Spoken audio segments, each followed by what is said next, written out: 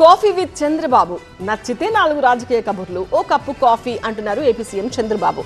TDP cluster ఇన్ఛార్జ్లతో coffee కబుర్లు కార్యక్రమాన్ని ఆయన నిర్వహించారు.